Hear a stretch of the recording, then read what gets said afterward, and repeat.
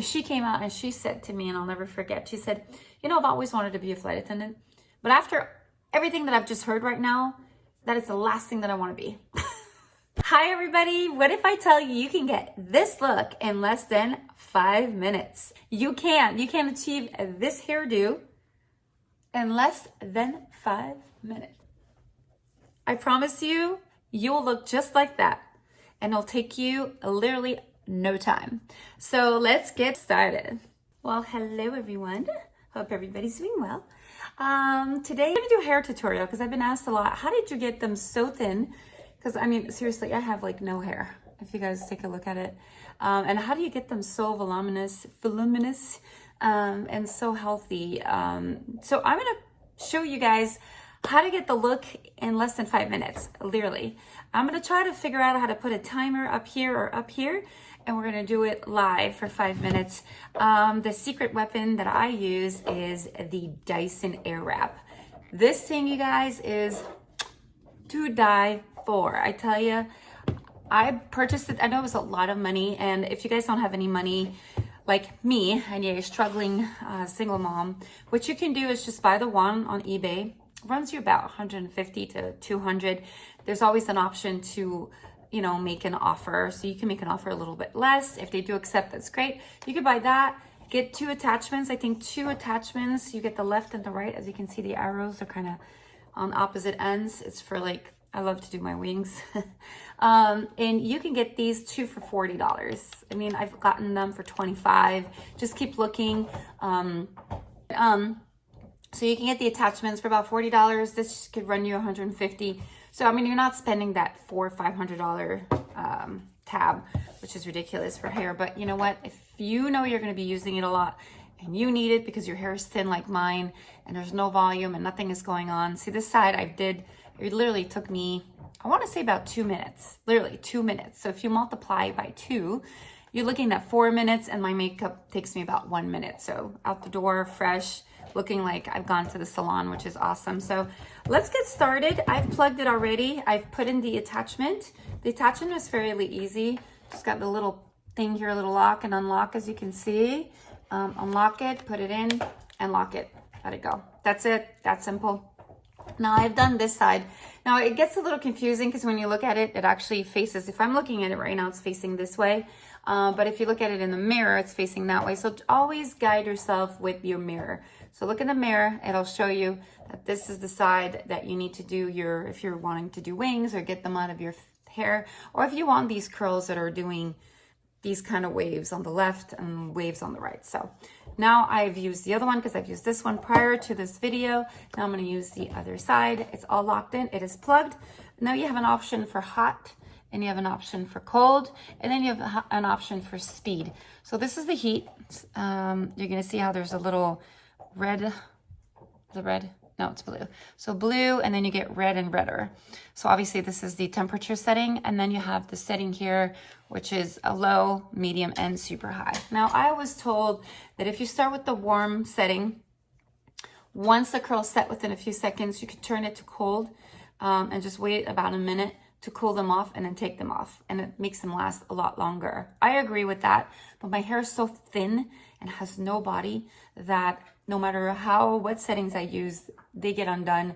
They still keep their little waves, but not as strong as at the beginning, regardless of if I use hot air or cold air. So I'm just gonna stick to the hot air.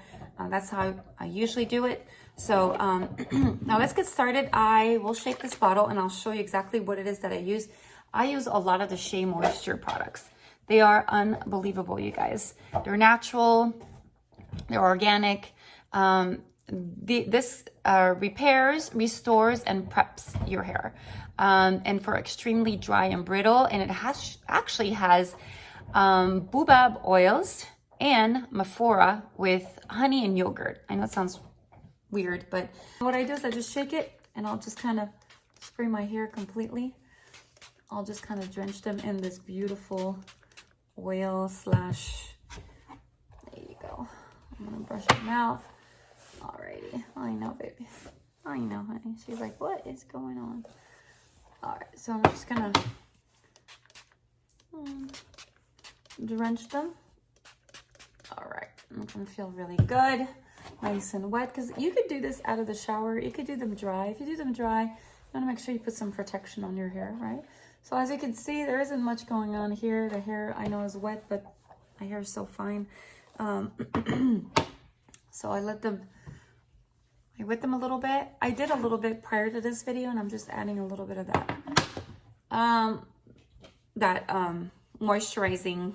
Again, it's called Hydrate Repair Multi-Action Leave-In by Shea Moisture. Get that. It's amazing, you guys. After a shower, I'll put it on. Whether I leave my hair air dry or whether I blow dry them, I always use this. It just moisturizes them, keeps them healthy, keeps them all around just moisturized, which is what you need, because when it's too dry and brittle, it obviously breaks. And then you start losing your hair. So I'm going to start. A lot of people just take little sections. I don't have time, you guys. With 3 kids and work, you don't have time to do that. So you just take a section, you start it up, it'll wrap up. And I like to go up and down like this just to get the bottom curled up first. Once I see they're nice and curled up, I'll move my way up. Now it does get warm, so just be careful. Your scalp, especially when you wet your hair, the heat is more conducive, and so it's very quick, you guys. So you just kind of slowly take it out, and there you have it. Look at that. How long did that take? Not long, I tell you. All right, put it in. Go do the zigzag 1 and 2. I like to have my bottom extra curl, like you can see right here. And then roll them in. There we go. Now they've come up with the longer barrel. See how tiny they are? They've got the longer ones, and you can get them, I think, for $60. That's Sephora or Ulta. I can't remember. There you go. And it dries up the hair too, you guys. If you were to touch my hair right now, they are completely dry.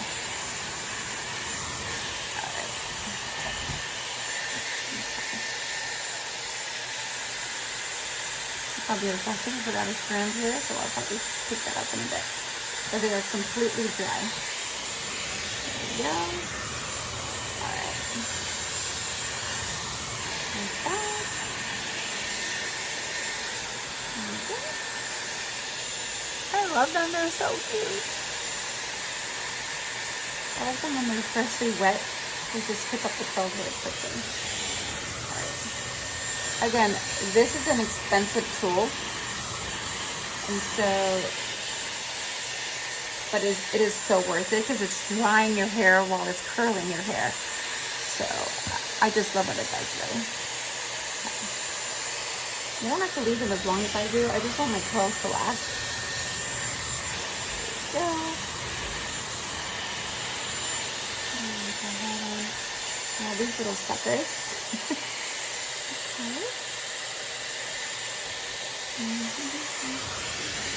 Alright, and then see that? Look at that, unbelievable. And don't be shy to refresh your curls, you guys. Like if you feel like here, if I feel like this is actually a lot more curlier than this side, I'll just shut it off. I'll take it out. Yes, it is hot, so you can use the tip. Put it back, and then I'll redo this section here. I don't have to re-wet it. See how the bottom is curled, but not the top. So what I'll do is, and so I'm just gonna go and redo it. I always redo my hair, you guys, in the morning, at night, it doesn't matter. I'll just redo them throughout the day too if I need to. Refresh them, let's say I have an event. There you go. Let's say I want to concentrate more on the top. I'll just curl from the middle of the hair. There you go. Beautiful. Beautiful. I'm going to redo this little guy right there. This little guy. Okay. All right.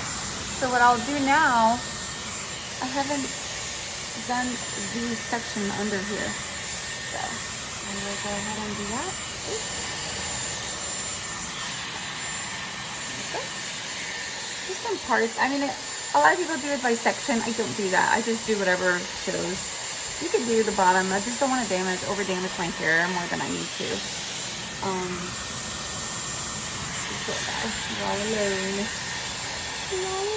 Alright, you guys. So literally, I am done. That's it. Now what do? You could let it cool. And while I let it cool, I want to tell you guys a story about work. Back in November, I went back to work. We were not furloughed, but CVTO, which is basically comp time off, you know. They give you half of your salary to just kind of withdraw yourself and let the airline kind of catch up financially. Now, when we went back to work, it was a little stressful for all of us because we were a little rusty, kind of getting back into things. But so I decided, hey, let's go back to work.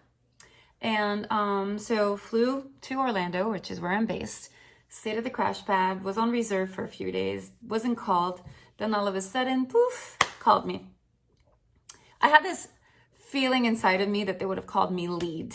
Now, for a lot of you, lead is like big deal. So you're lead, you're in front of the plane.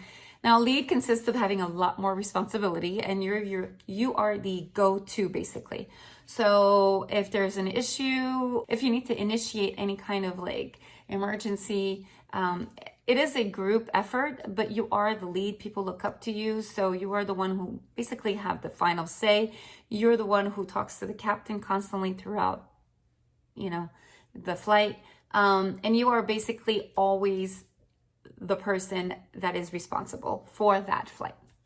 Anyways, so I haven't been lead, you guys, in 2 years. I know it sounds ridiculous and crazy, but with the furlough / CVTO, and then with the me being sick, and then also there's been other times where my seniority was so high compared to all the new hires at the beginning that you got to pick whatever position you wanted to be. And so I've never really volunteered to be, you know, to be up there, to be A is what they call it, which is flight attendant A, which is the lead.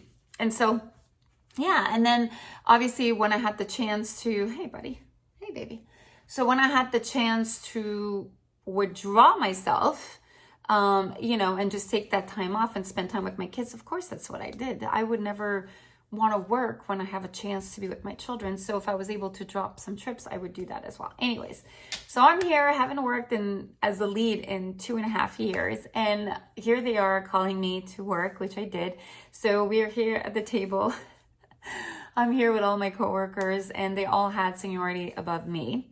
So nobody wanted to be lead because they also had just come back to work. And a lot of them just didn't feel like having that responsibility. So I was made lead. I was stressing out, you guys. It was like, oh no, what am I gonna do? So we have this little booklet, a little guide that we can follow. So I remember downloading that just in case I was to be lead the last couple of years. So I kind of refer to that. And don't let it show that you're stressed out, because you don't want to do that. So I walked on the plane. My flight was from Orlando to Newark. And so I remember a lot of people telling me, you know, the Newark flights are pretty tough. You know, people are tough. Passengers know what they want. And politely, I was being very nice. So the little young lady, which I think was about 8 to 10 years old, the age of my daughter, went and sit down. Now, my colleague, who is position D, who was working in the front with me, started helping me with the, you know, the panel, because it's pretty complicated to understand. So he was just kind of showing me the ins and outs for next time when I do fly, just so I can be more familiar. You know, there is a learning curve, but it was going to be easier to just ask him. So I turned my back to the passengers and I started looking to see what was going on. I mean, it was right now at this point, all the seatbelts were on.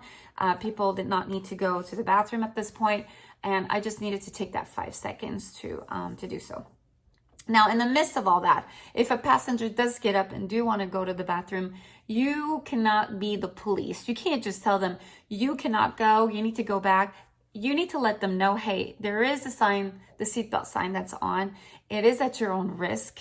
But if you want to take that risk, go ahead. So it is up to you to say that, but you have to allow them to go to the bathroom. You know, like they say, you are not the police, which is understandable. So anyways, so we were on the plane and we're starting out. And it was pretty smooth at the beginning. Now we have these new panel where we don't need to make announcements anymore. So if you're C, which means you're in the back of the plane, you no longer need to make announcements, you guys. You can just kind of use the panels and have them, the announcements kind of like do it for itself. So it's just, it takes a little bit of a learning curve. So there was that added to my stress that day. It was early morning. I'll never forget. I believe it was a 5 or 6 o'clock flight. So everybody's checked in. Everything is going well. I could see people kind of getting a little impatient. I believe there was a little bit of a delay to begin with. So people were being very vocal during the flight. So I'm like, oh Lord, this is going to be a really interesting flight. So we take off. The flight is smooth for about 2 to 2.5 hours. Midway, I remember I asked my coworker who was working in the front, so it was a 320, and we were assigned A and D. So my coworker was working with me, the big panel. And so, but we have this thing, whereas when passengers come and there's turbulence, we don't want them staying, especially now with the whole mask situation. We don't want them to kind of like congregate in front of the galley. So we want them to be dispersed or just sit in their seats. So I had this young girl coming in, and the two lavatories were, the lavatory was busy, not the two, but the lavatory, the one in the back and the one in the front, they were busy. And so I remember telling the young lady, do you mind, honey, just going and sit down? There's turbulence right now. I don't want you to be holding on to the seats around you and waiting for the bathroom. The seatbelt has been turned on. I don't want you to get hurt. So if you want to come a little bit later, just to make sure that, it's not moving as bad. I just wanted to protect that beautiful little angel, poor thing. I just felt like it was my duty to just kind of let her know and give her the options. If you want to go, you can, but it's at your own risk.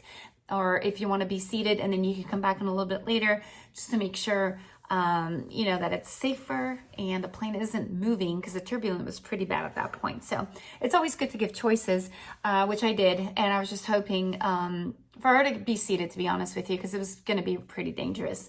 So I had my back to the passengers, and my coworker was helping me with this panel. Now, as I was doing so, a passenger came, and she came and she wanted to go to the bathroom. So I did kind of advise her, and I told her, I said, you know what, I can't be the bathroom police, but just as you can tell, there is the seatbelt sign on, and I need you to be seated. And then she said she really had to go to the bathroom. So I said, well, you may go. So I let her proceed to the bathroom. But that stirred a lot of emotion, and I'll tell you why. So what happened is, as I was looking at this screen and talking to my coworker, I had a lady come behind me who tapped my shoulder. So I turned around, and she was a lady of color. And all I got is fingers in my face, screaming out loud for everybody to notice. And she kept screaming the words, "You racist." I'm not going to say what she said. You are racist. I can't believe you. How dare you? So I couldn't really understand what was going on at this point, because I was just like, what's going on? Come to find out that the young lady who asked for the bathroom, that was her daughter. The lady whose daughter I had told to go sit down just for her protection came at me like a barking mommy chihuahua. She was mad. She was like, how dare you let this woman go to the bathroom and not my child? So I explained to her that, despite me telling her that it wasn't safe and she decided to go anyways, that it's just the policy. We can warn you, but we can't stop you from going. So that said, it caused huge commotion. Not only was she the one screaming in my face, but then her passenger friend, I believe, this came at me. So they were all screaming at me profanities, and I was just trying to be calm and listen to what they had to say.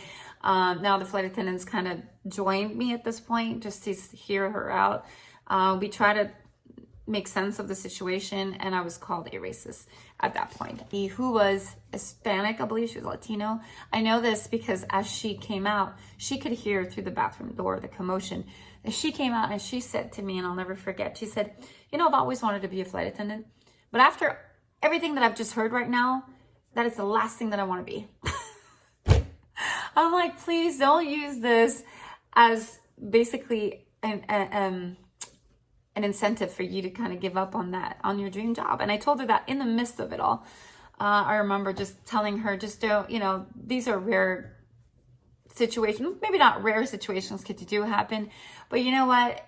It is what it is. People are you're not gonna be able to please everybody. As I said before, a lot of people are gonna be angry. Some people are gonna be against you. A lot of people are gonna find excuses to just be mad at you. You just have to take it, be patient, be professional, talk to them, and basically, explain the situation. So I was trying to explain it, but I got the hand in my face.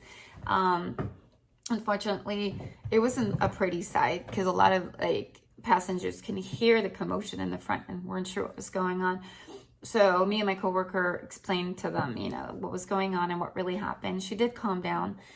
She did sit down, but I'll be honest with you, that was very uncalled for. This is just one of the things that you encounter. There was no racism there. I'm if you see my friends, they're all multi-ethnic, and they come from all over the country and all over the world. So I don't have any preferences. It just happened that I was busy. Then it happened that the lady that I had told that was in the aisle, hey, you know what, I can't be the police. I can't tell you if you can go or not. She did decide to go. And I understand the mom watching this woman going and her daughter not being able to go, just kind of let her lose her mind. And so that altercation, it was long. It was long because there was a lot of screaming and shouting, and I had to wait for her to calm down. She just was not calming down. So we had to let her just vent. And when she did, and her friend came, and we had to basically, I believe we wrote a report. We have to report any kind of incident, but this was one of these reports where you're just like, God. So I just wanted to let you guys know that being a flight attendant is very, not that it's complicated, but you have to use your mind and you have to use your knowledge. You have to be very, very patient. You have to smile. You have to be professional no matter how much you want to say. There's times in these situations that you cannot do that because you don't want to escalate the situation. Now, it would have been very easy for me to just snap and just be angry, but you can't do that. You got to be very professional and smile and let them know that it's going to be okay. Yeah. All right. So that is the story. And here's my hair. My hair has cooled off a little. So what I'm going to do is I'm just going to shake it, you guys. Shake it, shake it, shake it. Like that, like so. And you're going to see the beautiful waves that it has created. Look at that. Look at the body. Literally, this hair takes, I kid you not, 2 to 3 minutes. And they were super wet. They were wet because I sprayed them with this on top of that. So, as you can see, this is how I do my hair, you guys. It takes a couple of minutes and it is all done. I cooled them, I had them cool down without touching them. And the curls will stay literally all day. Look at that. And if I want to retouch them, let's say, I'll just kind of repass this one more time if I wanted to, but I don't need to because they are absolutely stunning. I love my hair. Ta-da! So thank you guys for watching. I hope you enjoyed my video. It was a kind of hair tutorial / story in the plane. So that's definitely something you want to keep in mind if you want to be a flight attendant. You will be faced with so many situations, and it's all in how you handle it that makes you a professional. So I hope you guys enjoyed. Please subscribe to my video, and I cannot wait to see you guys on my next video. Love you guys. See you. Stay safe. And peace out.